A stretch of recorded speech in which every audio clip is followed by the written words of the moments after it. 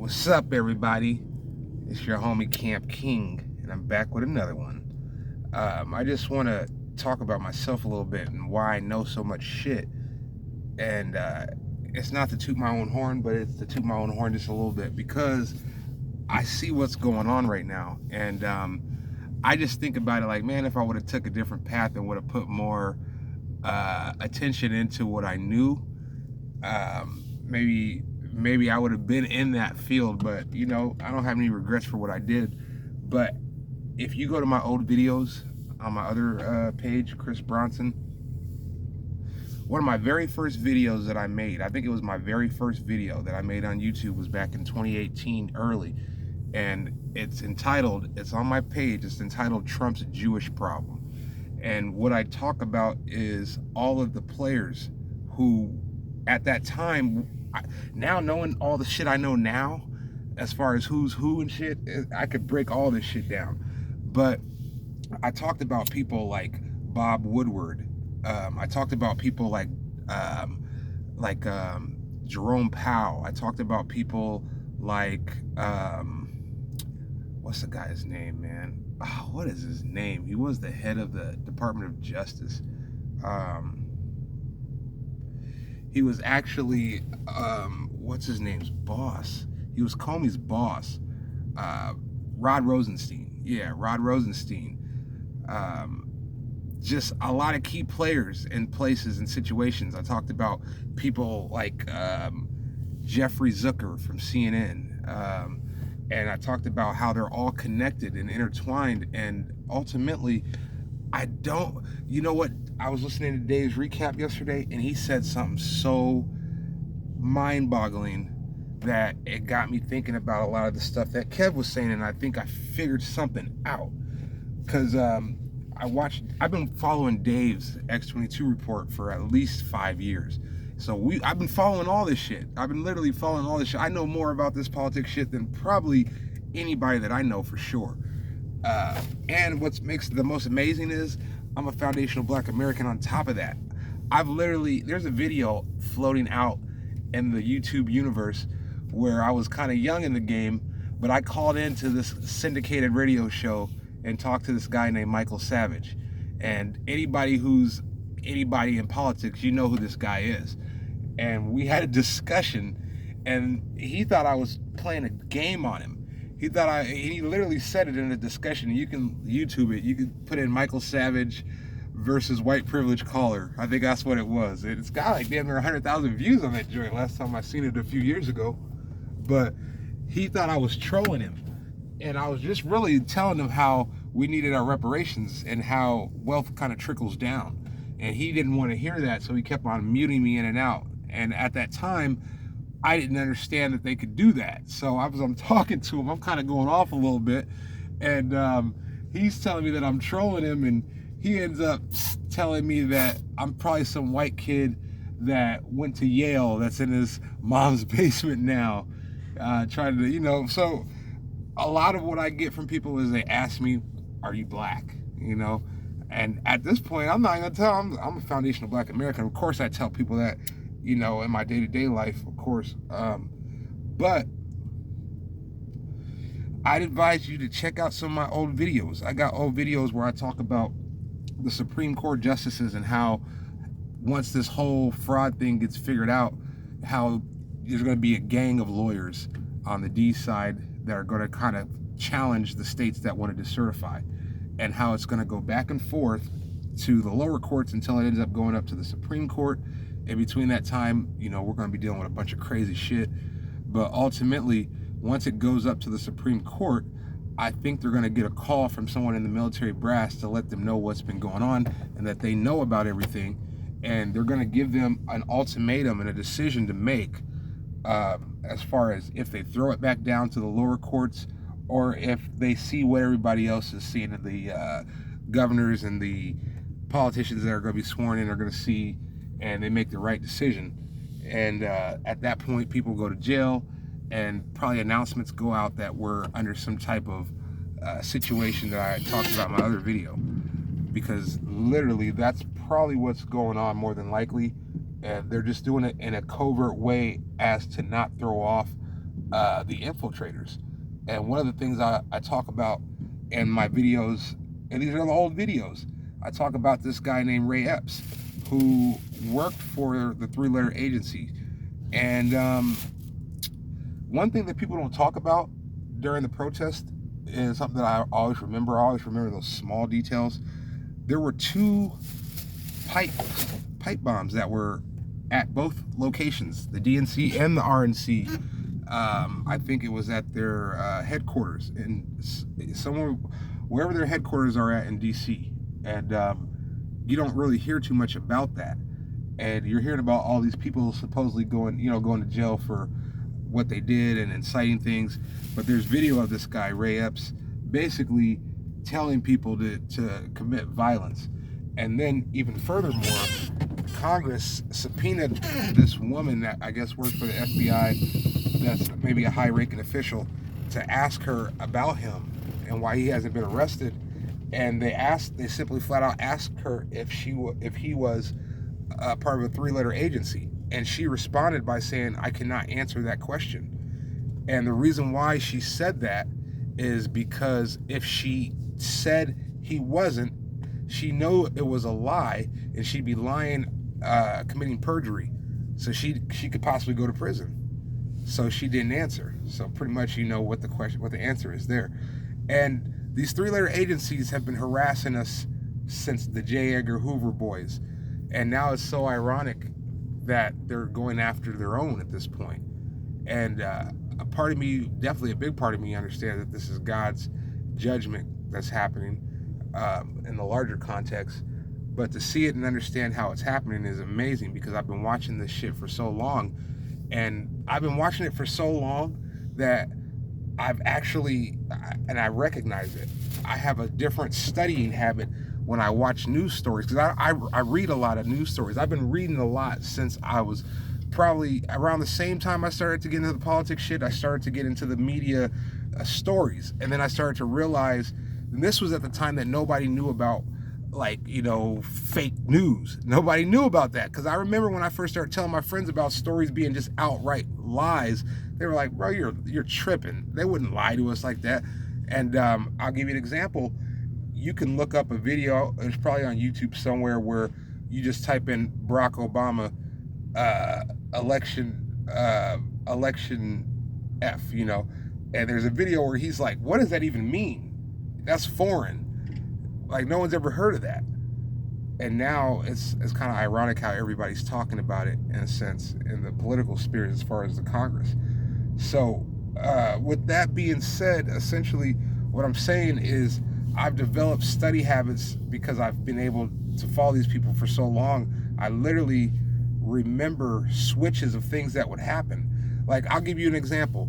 When I think it was when Bush got switched over to the presidency, I used to watch the news every night. And I don't know why I used to watch the news every night. And I was a poor-ass nigga in the hood, and I don't know why. Wasn't necessarily in the worst neighborhood, but shit, I used to sell candy and shit door to door, come home, whatever, watch the news for some reason. I always used to watch it. And then I remember when, I think it was Bush or Clinton, one of the two, was elected or re-elected, and I could tell the news even changed. I cannot even explain it to this day how I noticed how the news narrative changed. It was almost like they were given a completely different script, like the very next day, and I was just like amazed at how that shit happened like that. And I kept it to myself, like, man, that is weird as fuck. Knowing what I know now, I know what they pretty much did, you know what I'm saying? Because they were basically two sides of the same coin up until now.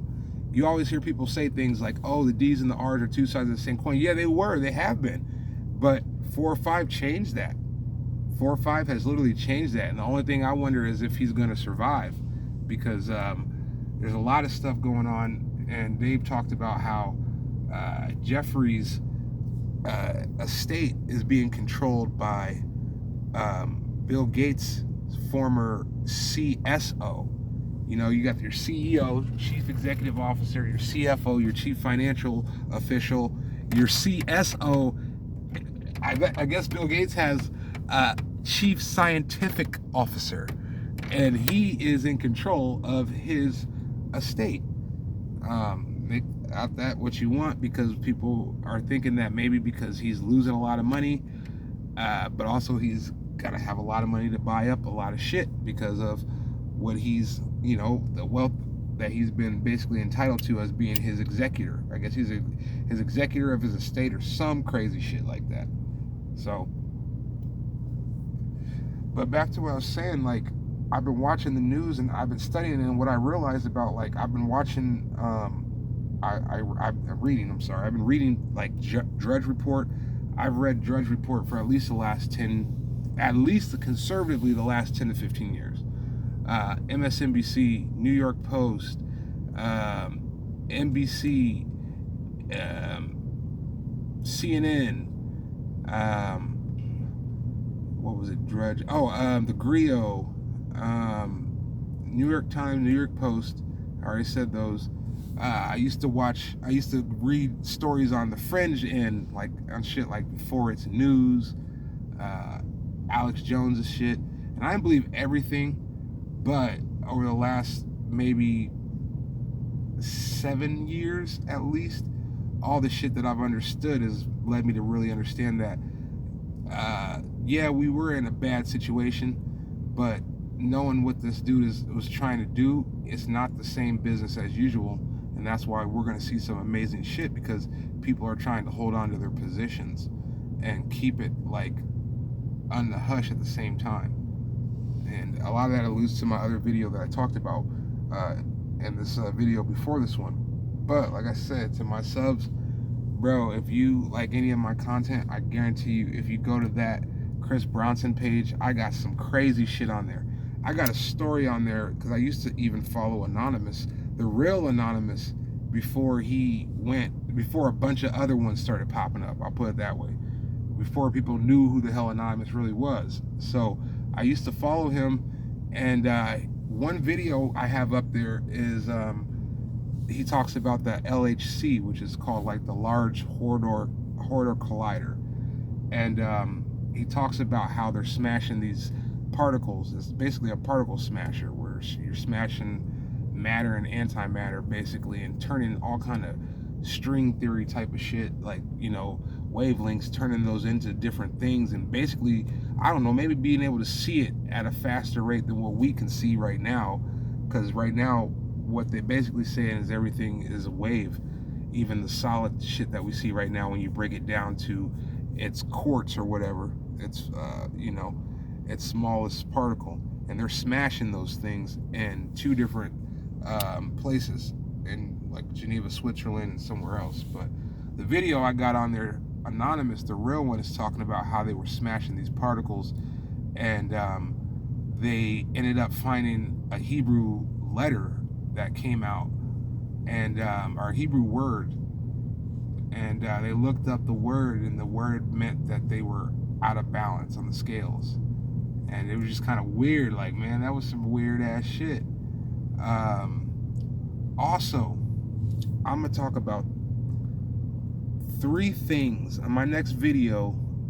I'm gonna talk about 3 things. I might make it tonight, but I might try to harass these ISUPK guys tonight. So I might make a video about 3 things in my lifetime that I would say that I cannot explain, and they are, I don't know, I'm not gonna say they're the most amazing 3 things anyone's ever experienced or whatever, but I can go into depth about them, and maybe one of you guys can help me understand what I think I've seen, witnessed, or whatever. So anyways, sorry, this is a little bit of rambling, but just know, on that other page, I got all kind of good videos on there, and my videos will definitely continue to pick up, you know what I'm saying? So as the political climate heats up, I'll be able to explain things to you if you don't know about things like the PED files that they're probably looking for in Mar-a-Lago, the PEDs for the devolution. And one thing I'd advise you to look up is Executive Order 13848.